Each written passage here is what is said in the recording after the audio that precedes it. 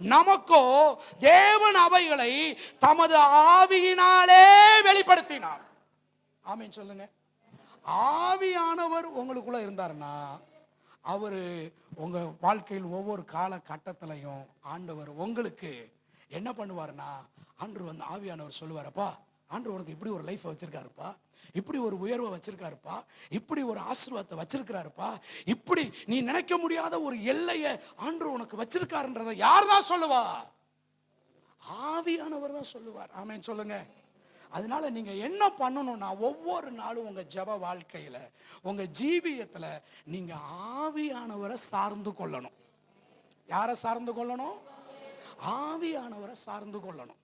ஆவியானவரை நீங்க உங்க வாழ்க்கையில ஒவ்வொரு நாளும் அனுபவிக்கணும்.